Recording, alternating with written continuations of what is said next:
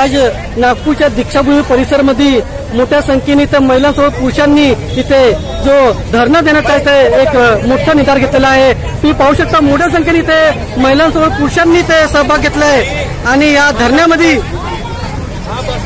जो सहभाग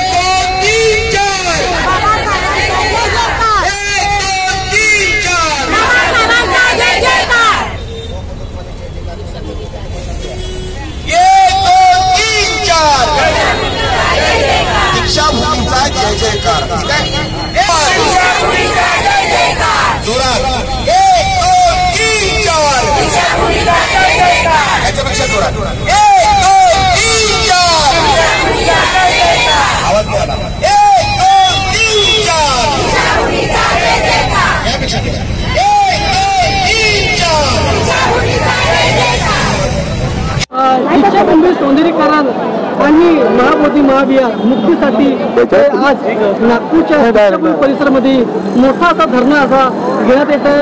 आपल्या थेट आपल्याशी पद्मनाभ गंभीर साहेब जुळलेले आहे, काय सांगणार जाणून घेऊ सर आपला परिचय सांगा।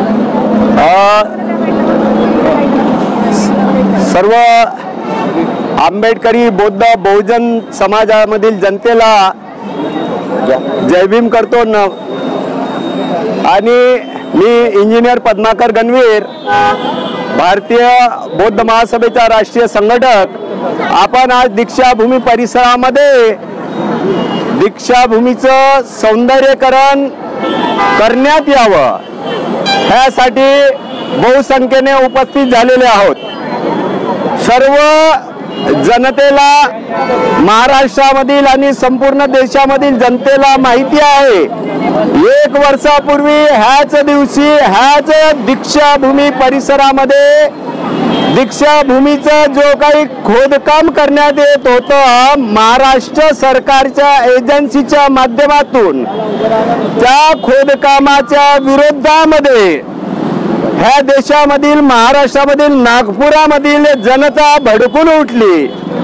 कारण तसंच होतं, दीक्षाभूमीच्या पूर्ण परिसराला कंपाऊंडिंग करून मोठमोठ्या टीनाचं कंपाऊंड करून आतमध्ये काय चाललं होतं आमच्या आंबेडकरी जनतेला अजिबात माहिती नव्हतं। जेव्हा माहिती पडलं तेव्हा 1 लाख स्क्वेअर फीट मध्ये 1 लाख स्क्वेअर फीट म्हणजे दीक्षाभूमीच्या अर्ध्या परिसरामध्ये हे खोदकाम करून विद्रुपीकरणाचं कार्य करत आहेत असं आमच्या आंबेडकरी जनतेच्या लक्षात आलं आणि वारंवार स्मारक समितीला निवेदन देऊन देखील त्यांनी जनतेच्या भावनेची कदर न केल्यामुळे 1 वर्षापूर्वी 1 जुलैला प्रचंड मोठ्या समूहामध्ये जनक्षोभ उपाडला आणि त्यांनी म्हटलं की आताच्या आता हे विद्रुपीकरण थांबवावं। स्मारक समिती आणि महाराष्ट्र सरकारने, महाराष्ट्राच्या मुख्यमंत्र्यांनी तातडीनं तो विद्रुपीकरण थांबवत आहोत अशा पद्धतीची घोषणा केली, नवे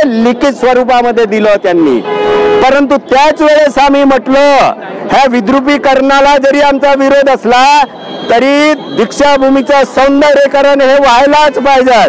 दीक्षाभूमी आमची जे स्मारक दीक्षाभूमीचं स्मारक आहे त्याच्यातून पाणी गळत आहे, तळघरामध्ये पाणी साचत आहे, त्या दीक्षाभूमी डोमचं मेंटेनन्स करण्यात यावं। अगल बगलला जे एकदम विद्रूप परिस्थितीमध्ये आपण जे बघतो वर्षभरापासून अत्यंत दयनीय अशी दीक्षाभूमीची अवस्था झालेली आहे।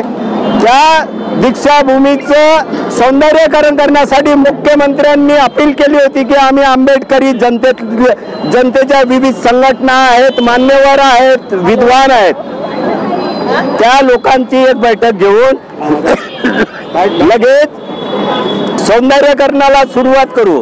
परंतु ह्या महाराष्ट्राच्या मुख्यमंत्र्यांनी जाणीवपूर्वक 1 वर्षापासून ह्या दीक्षाभूमीचं काम नागपूरच्या NITला, नागपूरच्या प्रशासनाला सांगून त्याच्याकडे डोळे झाक करून हे केलेली आहे।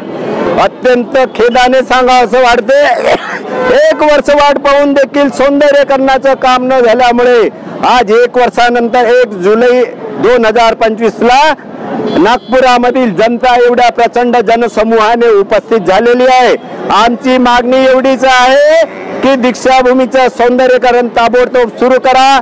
दीक्षाभूमीच्या विस्तारीकरणासाठी माता कचेरीची जागा आणि CRC कॉटन रिसर्च सेंटरची जागा ताबडतोब हस्तांतरित करा आणि जे काही विद्रुपीकरणाचं काम तुमच्या माध्यमातून जे सुरू होतं ते तुम्ही माता कचेरीच्या ठिकाणी कॉटन रिसर्च सेंटर ह्या ठिकाणी दीक्षाभूमीवर जे धम्मचक्र प्रवर्तन दिनी लाखो लोक येतात त्यांच्यासाठी यात्रेकरू निवास बांधा, हॉटेल्स बांधा, त्यांची राहण्याची व्यवस्था करा. आमच्या बौद्ध जनतेला प्रशिक्षित करण्यासाठी आमच्या बौद्ध विद्वान जे आहेत भंतेगण त्यांच्यासाठी प्रशिक्षण केंद्रासाठी व्यवस्थित व्यवस्था करा. अशा पद्धतीने तुम्ही महाराष्ट्र शासनाने याची दखल घ्यावी. ह्याच्यासाठी हा जनक्षोभ उभारलेला आहे. आम्ही महाराष्ट्र सरकारला ह्या जनतेच्या माध्यमातून सांगतो, 1 वर्ष उलटून गेला, आमच्या तुम्ही धैर्याची वाट पाहू नका. आम्ही जे काही शांततेने बसलेलो आहोत, आम्ही बाबासाहेब आंबेडकरांची लेकरं, सम्यक क्रांती हा आमचा नारा असल्यामुळे कुठलाही गोंधळ घालावं हे आम्हाला अपेक्षित नाही. म्हणून पुढील गोंधळ टाळण्यासाठी महाराष्ट्र सरकारने आमची ही जी मागणी आहे हे लक्षात घेऊन लगेच सौंदर्यीकरणाला सुरुवात करावी. धन्यवाद. या आंदोलनामध्ये छायाताई सुद्धा जुळलेल्या आहेत आणि आज आपण या आंदोलनामध्ये त्यांनी काय सांगणं परिचित असा. सगळ्यात महत्त्वाचं म्हणजे ही भूमी केवळ बौद्धांची भूमी नाही आहे. मी छाया खोब्रागडे. ही जी भूमी आहे दीक्षाभूमी ही केवळ बौद्धांची भूमी नाही आहे, तर ही भारत देशाची शान आहे. या दीक्षाभूमी जगातली अशी एकमेव क्रांती दिसते आम्हाला जगामध्ये. अशा प्रकारची क्रांती कुठेही झालेली नाही की एका वेळी 7 लाख जनतेने एका धर्मातून दुसऱ्या धर्मामध्ये प्रवेश केलेला आहे. जगात ज्या क्रांत्या दिसतात आपल्याला धर्मांतराच्या त्या हळूहळू छोट्या छोट्या ग्रुप आणि समूहामध्ये त्या क्रांत्या झालेल्या आहेत.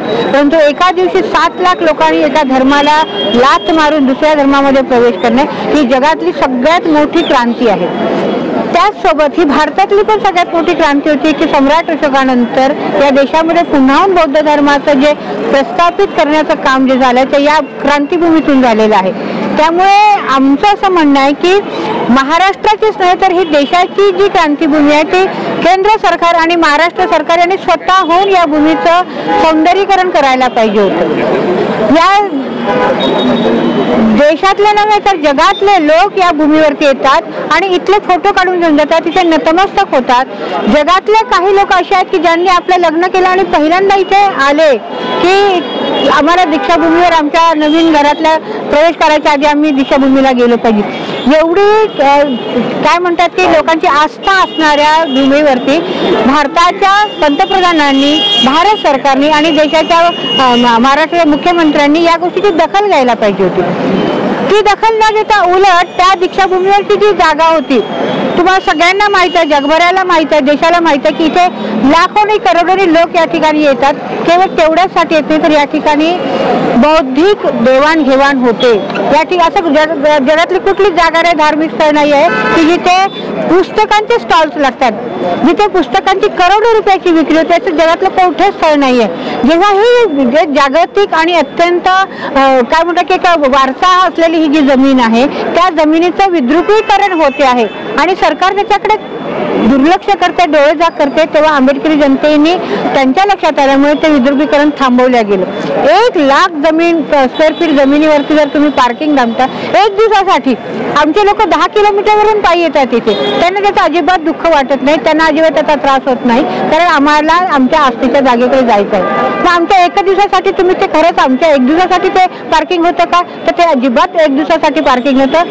हा जो पूर्ण परिसर आहे हा मेडिकलचा परिसर आहे आणि इथे खूप सारे ॲम्ब्युलन्स आणि गाड्या उभ्या राहतात. त्या सगळ्या गाड्या या ठिकाणी ठेवण्यासाठी त्या गाड्यांचं पार्किंग होतं, ते आमच्यासाठी पार्किंग होतं. दुसरा मुद्दा की लोकांना उभं राहायला जागा नाही आहे. लोक 3-3 दिवस या ठिकाणी राहतात आणि तुम्ही 1 लाख स्क्वेअर फीट जागा तुम्ही बंदिस्त करून टाकताय.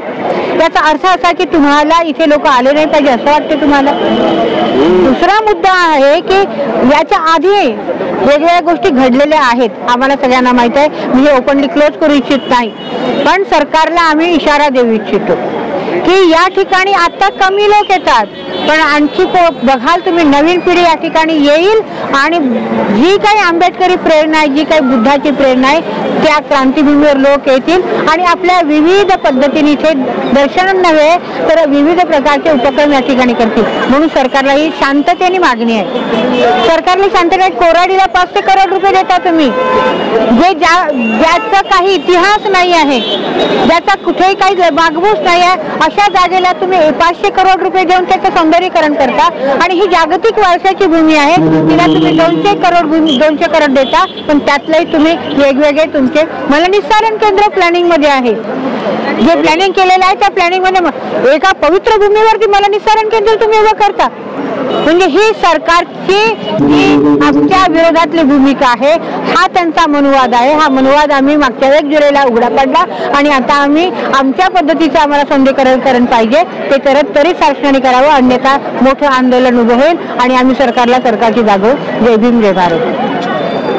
जय भीम, जय भीम, जय जय जय जय जय भीम, जय भीम, जय भीम. डॉक्टर आंबेडकरांचा विजय असो. डॉक्टर आंबेडकरांच्या माता कचेरीची जागा मिळालीच पाहिजे, मिळालीच पाहिजे, मिळालीच पाहिजे. माता कचेरीची जागा मिळालीच पाहिजे, मिळालीच पाहिजे, मिळालीच पाहिजे. शिक्षाभूमी सौंदर्यीकरण झाले पाहिजे, झालेच पाहिजे, झालेच पाहिजे. शिक्षाभूमीचं सौंदर्यीकरण झालंच पाहिजे, झालेच पाहिजे, झालेच पाहिजे. जय भीम. जय माता कचेरीची जमीन मिळायलाच पाहिजे, मिळाल्याच पाहिजे, मिळाल्याच पाहिजे, माता कचेरीची जमीन मिळायलाच पाहिजे, मिळालीच पाहिजे, मिळालीच पाहिजे. कापूस